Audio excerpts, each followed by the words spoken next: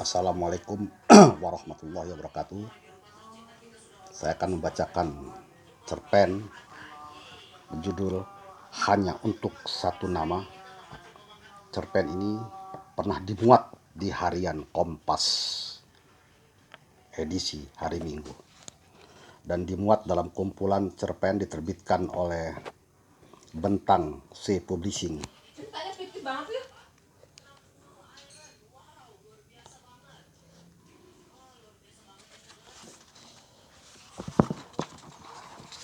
Hanya untuk satu nama. Hanya untuk satu nama. Demi. Kalimat itu terukir rapi di atas foto Mas Jen berlatar belakang bunga tulip yang tengah mekar. Tentunya foto itu diabadikan saat musim bunga sedang berlangsung di Belanda. Aku menerima kiriman itu dari Mas Jen 2 tahun lalu, saat Jen kuliah di negeri kincir angin itu. Di bawah kalimat itu tertulis dengan tipografi puisi, Rademi Pratiwi. Bila musim salju tiba seperti sekarang ini, aku makin rindu padamu, ingin mendekapmu sepanjang tidurku, di balik selimut tebal, atau dalam mantel tebal menembus salju sepanjang jalan di Amsterdam. Kita saling melingkarkan tangan di pinggang. Kau tahu, aku selalu bayangkan kau ada di dekatku, dalam dekapanku. Dan hingga kini kenangan-kenangan dari Jen masih dipajang di tembok rumahku. Kalimat indah itu hanya untuk satu nama, Demi. Seperti ingin mengekalkan waktu, tetap tidak luntur karena usia. Dan saban hari aku selalu menatap kenangan itu, membaca kalimat-kalimat puitik yang diukir rapih itu. Aku menerimanya dengan bahagia sekali saat itu. Rasanya aku ingin segera terbang, segera mendekapnya, berlari-lari menembus salju, dan jika gigil menyergap, akan kupeluk Mas Jen. Maklum, waktu itu kami baru 6 bulan menikah. Kata orang, perkawinan kami masih masa bulan madu. Karena itu, masih dipenuhi oleh fantasia dan imajinasi yang indah-indah. Sesungguhnya aku berat membiarkan Zen meninggalkanku sendiri. Kalau saja bukan karena tugas dari tempatnya bekerja dan kesempatan disekolahkan oleh perusahaan amatlah langka, tidak akan terulang oleh orang yang sama, akan kukatakan padanya, jangan tinggalkan aku, Mas. Aku tak berani didera rindu.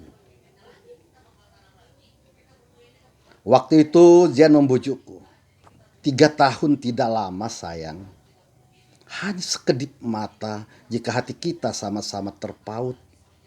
Kau bisa menelponku setiap malam jika rindu. Aku pasti akan menghubungimu bila aku kangen. Kesempatan baik seperti ini tidak akan datang 2 kali. Lalu ku jawab dengan perasaan cemburu, gadis-gadis Nederland pasti cantik-cantik ya, Mas. Aku khawatir kau akan jatuh cinta di sana. Kau lebih cantik dari mereka. Kau adalah segala-galanya bagiku. Lagi pula aku kesana ingin sekolah. Tak ada soal lain. Tegas Jen. Marilah kita menjaga cinta kita dengan saling percaya dan jujur. Itulah percakapan saat-saat jelang keberangkatan Zen ke Belanda. Sehari sebelum Zen meninggalkan Indonesia, kami habiskan waktu berdua di sebuah kafe termewah di kota BL ini. Aku memandangi wajah Zen. Ia pun seakan menembus ke dalam kedua mataku. Kupegang erat kedua tangannya. Ia meremas jari jemariku, menyusuri telapak tanganku hingga mendekati siku tangan kananku. Kubiarkan jemarinya menari-nari di tanganku, seperti kunikmati gerakan penari di panggung. 3 tahun bagi orang lain memang hanya sekejap, tetapi tidak untukku yang kala itu tengah menikmati indahnya awal berumah tangga. Aku ingin menemani Zen, cuma perusahaan tempatnya bekerja tidak membolehkan. Alasannya, karyawan yang disekolahkan tidak boleh diganggu sehingga ia bisa kembali dengan sukses. Selain itu, perusahaan tidak menanggung di luar yang mendapat beasiswa. Artinya, jika aku menyertai Zen, aku harus menanggung seluruh biaya transportasi dan segala keperluan selama di Belanda. Bagaimana mungkin bisa? Biaya hidup di sana sangat tinggi dibandingkan dengan di Indonesia. Selain itu, kalau Zen gagal, maka kami harus mengganti seluruh biaya yang telah dikeluarkan. Ini jelas sangatlah berat. Maka aku menanti Zen dengan rindu yang mendalam, deru kangen karena kesepian bagai ribuan lebah yang mendengung. Meski Zen tak pernah alpa menelponku setiap malam jelang aku keperaduan. Hanya telepon dan suara penuh kerinduan dari Zen itu seakan dapat menenteramkan hatiku. Aku pun bisa telepon hingga esok pagi terbangun. 3 bulan di Belanda, kiriman foto Zen dengan latar belakang bunga tulip yang lagi mekar ku terima. Di foto itu, yang terbingkai rapi, terukir tulisan Zen. Hanya untuk satu nama, Demi. Ya, aku tahu dan sekaligus aku percaya. Hanya satu nama, namaku. Yang terukir di hatinya, nama perempuan yang sejak lama mencintainya. Perempuan, aku tentunya, yang setia menanti dan kini telah resmi menjadi istrinya itu dengan setia pula akan menanti ia kembali. Bila rindu memendam, kupandangi foto kiriman Zen itu. Kubayangkan seindah apakah bunga-bunga tulip sesungguhnya. Kuangankan Zen menyusuri taman bunga itu, atau melintasi di bawah kincir angin, sendiri, gigil. Sebab salju turun tak kenal waktu. Seandainya, ya seandainya, aku ada di sisinya, tak kubiarkan salju menyentuh kulitnya. Aku akan segera menepis agar dia tak merasa kedinginan. Kau terlalu obsesif. Dingin memang jika salju sedang turun, namun tidak seperti kita bayangkan. Buktinya tak ada orang yang mati di sini tertimbun salju kan? Aku sudah siapkan mantel tebal dan selalu kubawa jika musim salju, kata Zen ketika menelponku suatu malam. Bener mas, gak kedinginan. Demi mengkhawatirkan mas Jen loh, kataku manja. Bener sayang. Kalau aku kedinginan, akan kubayangkan kau ada di dalam mantelku atau mendekapku di balik selimut tebalku agar gigir hilang, kehangatan datang. Aih, emas, bercanda terus. Aku merajuk. Jangan-jangan sudah ada yang menggantikan aku ya di situ. Tuh kan, cemburu. Aku malu. Lalu ku jawab, "Enggak kok, aku enggak cemburu." Lalu apa? Kangen. Sama. Kemudian kami tertawa. Aku membayangkan Zen memelukku. Erat sekali, erat sekali. Lalu menggiringku ke kanan. Sedang apa Zen di sana malam ini? Tiba-tiba aku disadarkan oleh dering telepon lagi. Mungkinkah Zen yang menelponku? Ia memang baru saja lupa mengucapkan selamat tidur seperti malam-malam sebelumnya. Segera kuraih gagang telepon.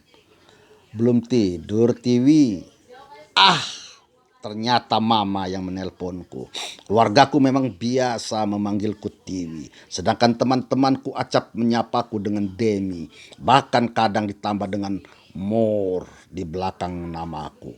Mengingatkan aku pada selebritis dunia. Belum mah, ada perlu penting mah, jawabku segera. Tidak seperti biasa mama menelpon pada malam hari seperti sekarang.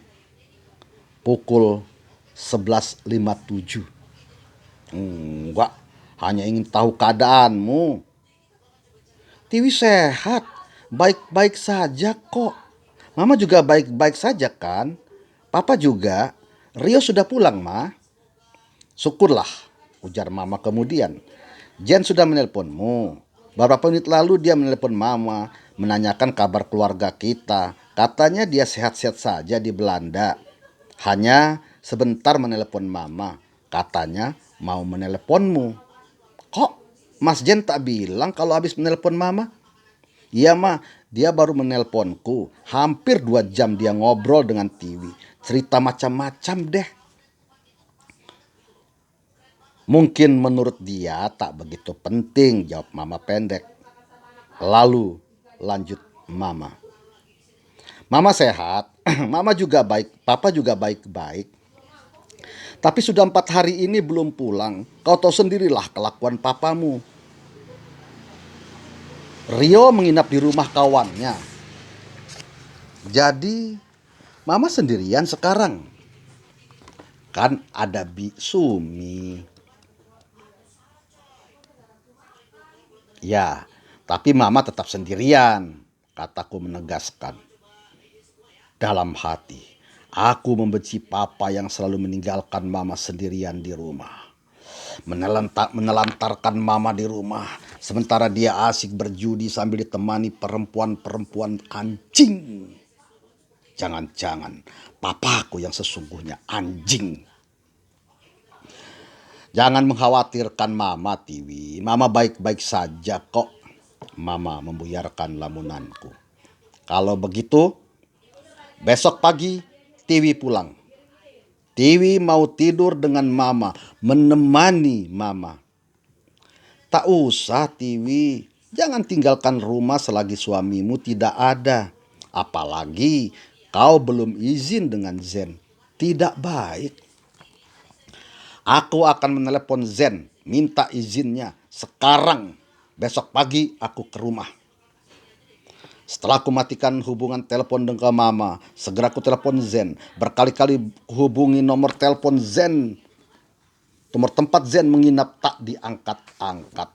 Aku berpikir, mungkinkah Zen tidur lagi setelah menelponku karena hari libur? Atau pikiran lainku menyergap. Jangan-jangan ia sedang keluar bersama perempuan bule. Aku cemas, membuatku sulit sekali memejamkan mataku. Pada pukul 02:01, kembali ku telepon Zen. Seorang lelaki, tentulah teman Zen di tempat kosnya itu, yang menyambut.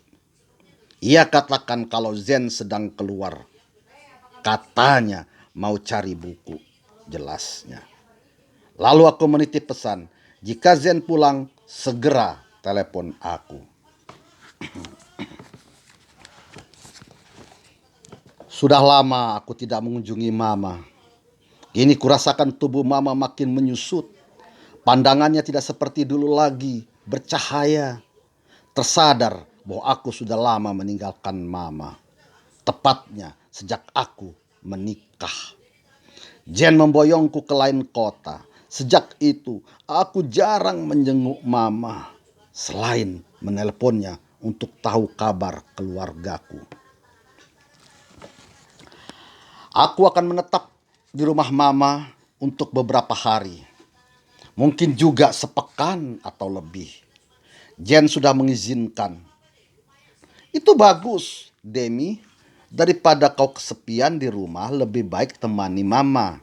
Kasihan mama juga sendirian, kata Zen. Dan memang mama selalu sendirian. Papa tak pernah pulang. Kalaupun pulang hanya mengganti pakaian atau seperti menumpang tidur. Lalu pergi lagi untuk beberapa hari kemudian. Tanpa percakapan.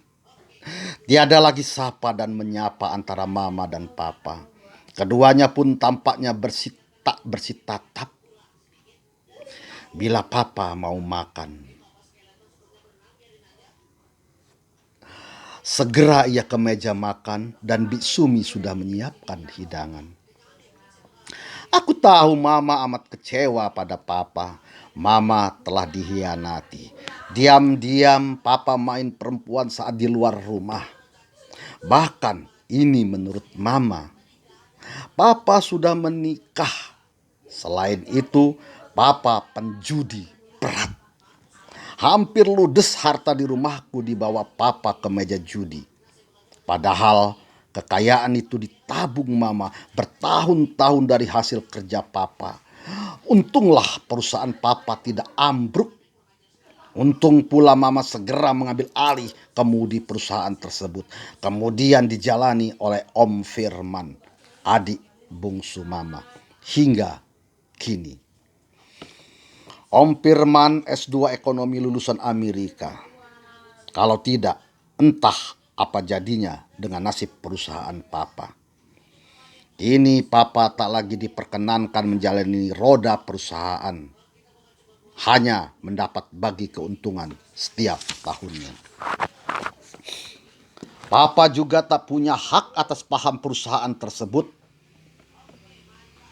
Kata mama, sejak ketahuan papa beristri lagi, mama langsung menggugat.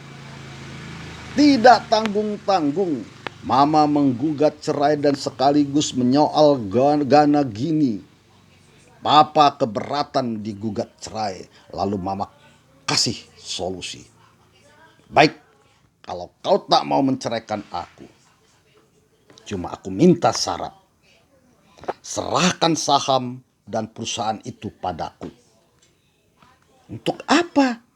Apakah kau sudah tak percaya lagi dengan kemampuanku menjalani perusahaan? Dulu aku percaya, jawab mama ketus.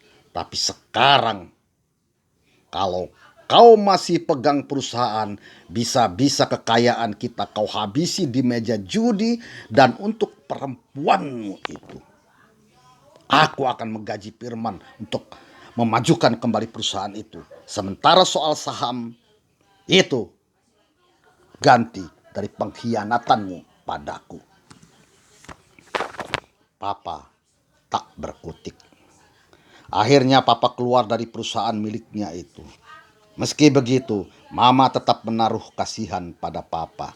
Mama selalu membuka pintu bagi papa untuk pulang. Menyilakan Bik Sumi menghidangkan makanan buat papa. Membelikan pakaian beberapa bulan sekali untuk papa. Mama juga menyediakan satu kamar tidur buat papa jika pulang.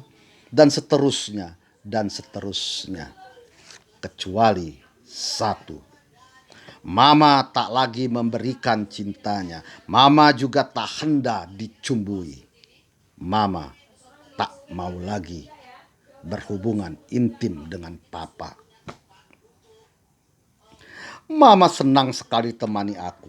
Waktu-waktu senggang kami isi dengan berdialog. Bahkan jelang tidur, kebetulan aku minta tidur bersama mama di kamarnya. Kami masih mengobrol sampai mata kami mengatup sendiri. Begitu pula di meja makan saat sarapan pagi, kami pun mengobrol. Intensitas percakapan kami melebihi ketika aku belum berkeluarga. Entah mengapa, tiba-tiba aku merasakan keakraban yang berlebihan justru ketika kami sudah sering tak berjumpa. Mungkin benar kata orang, sebuah pertemuan akan menjadi indah dan bermakna apabila intensitas pertemuan sebelumnya amat kurang. Kini kurasakan itu, baik aku maupun mama seperti tak ingin melewatkan waktu tanpa berdua-dua dan berdialog. Suasana itu juga dibarengi dengan tertawa atau tersenyum. Akhirnya aku lupa pada Mas Jen. Lupa kalau sesungguhnya aku sedang kehilangan suasana bulan maduku. Bila di rumah aku selalu menunggu Zen menelpon. Namun bersama mama, aku tak begitu lagi berharap-harap. Mungkinkah aku sudah kehilangan rindu? Adakah Jen juga sudah kehabisan kangen? Disebabkan oleh kesibukannya? Aku tidak yakin lantaran kesibukan. Ia bisa abai menelponku. Jangan-jangan sudah ada perempuan lain yang merebut kerinduannya padaku.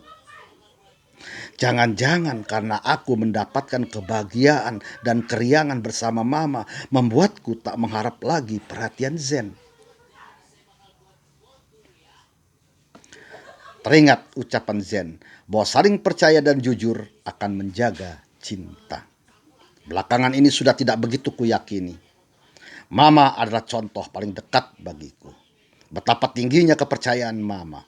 Betapa jujur dan setianya mama pada papa. Tetapi, sekali lagi, tetapi. Mama terlempar ke tepi paling sepi oleh ketidakjujuran papa. Terbukti akhirnya papa mencampakkan kepercayaan mama dengan bermain perempuan lagi. Papamu buktinya tidak jujur, diam-diam dia mengkhianati kesetiaan mama, kata mama yang tampak benci sekali. Kata mama lagi, semua lelaki sama, bajingan, pengkhianat, tidak jujur, merobek-robek kepercayaan yang diberikan perempuan. Entah mengapa, mama berulang mengutuk papa di depanku. Mungkinkah di balik itu semua ia ingin mengingatkan aku bahwa jangan terlalu percaya pada bahasa dan janji lelaki. Berkali-kali ku bela Zen bahwa suamiku bukan tipe lelaki seperti papa, tetapi berkali pula mama membongkar kebejatan papa. Supaya tak terjadi perdebatan yang berakibat retaknya kebahagiaan kami, aku tak lagi mengimbangi dialog mama. Aku diam, mendengarkan keluh kesah mama. Zen menelepon pada malam ke-8 aku menginap di rumah mama. Aku santai saja mengambil gagang telepon ketika mama memanggilku bahwa Zen ingin bicara padaku. Tidak seperti ketika aku di rumahku, mendengar dering telepon sekali saja, aku segera menyambar dengan hati berbunga-bunga. Halo? Kau sehat Demi? Iya Mas Jen. Sendiri? Juga sehat kan? Bagaimana dengan pelajaranmu? Tak ada masalah kan? Aku sehat. Tentang studiku juga sampai hari ini aman-aman saja. Tak ada masalah, jawab Zen. Entah mengapa, aku mendengar suaranya tidak berapi-api seperti dulu. Tidak hangat karena penuh oleh kerinduan. Kini dingin, datar, bahkan terdengar sumbang dan sember. Syukurlah kalau kau bahagia di sana. Aku di sini tentu bahagia juga. Ya, kau sudah makan? Baru saja. Kebetulan ada teman yang mengajakku makan di luar. Aku ditraktirnya karena dia berulang tahun. Ujar Jen kemudian. Ketika menyebut dia, tiba-tiba kedengarannya terasa asing. Aku ingin sekali tahu siapa dia yang disebut Jen. Siapa temanmu, Mas? Laki kah? Oh, maaf, Demi. Aku belum mengenalkan temanku yang mentraktir makan. Dia perempuan, asli dari Leiden. Namanya Juliana Dex. Satu kampus denganku di sini. Oh ya? Aku yakin dia pasti cantik. Ya, sejujurnya Juliana memang cantik, jawab Jen pendek. Dia menyenangkan, bukan? Ya, orangnya ramah. Mungkin karena ia pernah tinggal beberapa lama di Indonesia. Aku akan kenalkan Juliana padamu nanti kalau dia ke Indonesia. Tak usah, Mas. Terima kasih, jawabku. Aku seperti enggan melanjutkan dialog soal perempuan Leiden itu. Entah mengapa. Orangnya ramah, Demi. Kau pasti suka kalau sudah mengobrol dengannya. Mudah-mudahan. Setelah itu, Jen mengutarakan rencananya ingin berlibur ke beberapa kota, Berlin, Napoli, dan entah kota apa lagi di Eropa. Aku sudah malas mendengarnya. Jen juga mengatakan bahwa semua biaya transportasi ditanggung Juliana. Ini kesempatan yang tak akan datang dua kali, sayang. Sayang kan, Demi, kalau tak kuambil. Tanpa mengeluarkan uang berapapun, kita bisa mengelilingi kota-kota besar di Eropa. Daripada di rumah saja, waktu liburan bisa-bisa aku bosan. Kan lebih baik kuisi dengan jalan-jalan. Aku sudah kehabisan kalimat lagi karena selalu kata-kata langka dan kesempatan yang tak akan datang dua kali akan meluncur dari mulut Jen. Akhirnya aku hanya berpesan, hati-hati di jalan. Ingat, orang Eropa berbeda dengan bangsa Timur. Jen tersenyum. Ia juga mengakui sejujurnya kalau sebenarnya Juliana Drex menyukainya. Tapi ia tak mungkin terjebak untuk jatuh cinta. Cintaku hanya untuk satu nama. Kau, Demi. Cuma aku tak lagi merasa tersanjung dengan pujian seperti itu. Aku bahkan ingin segera menyudahi percakapan ini dengan alasan mau tidur karena sudah lama larut dan aku juga sudah mengantuk. Aku meminta Zen menutup gagang telepon. Aku sangat kaget, nyaris tak sadarkan diri ketika teman kos Jen mengabarkan kalau suamiku mengalami kecelakaan di Jerman.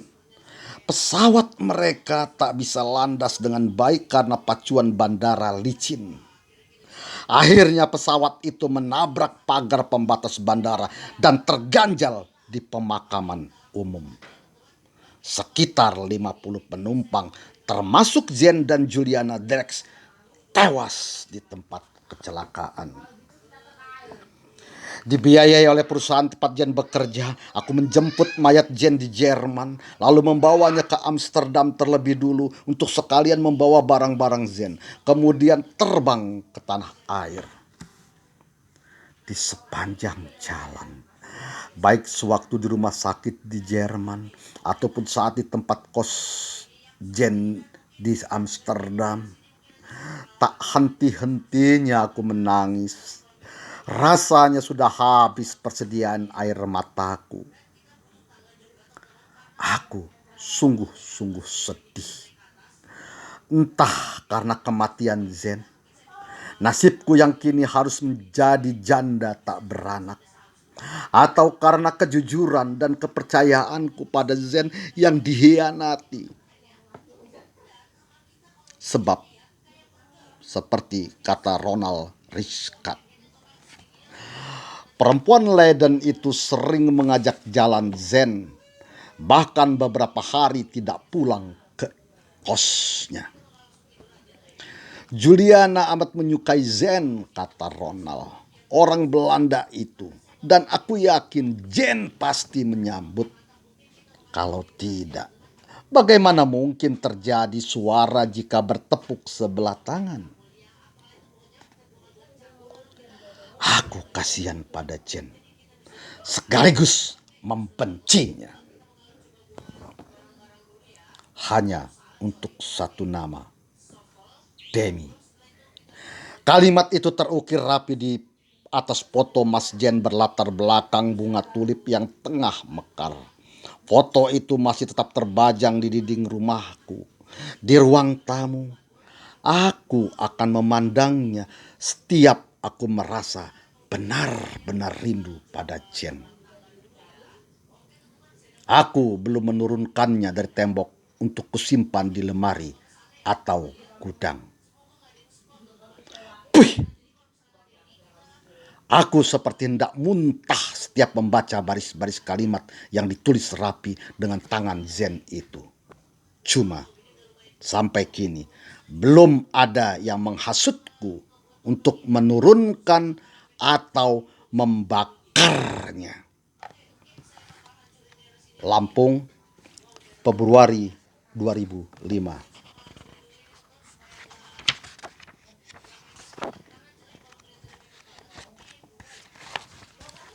Cerpen ini telah dimuat di harian Kompas pada tahun yang sama.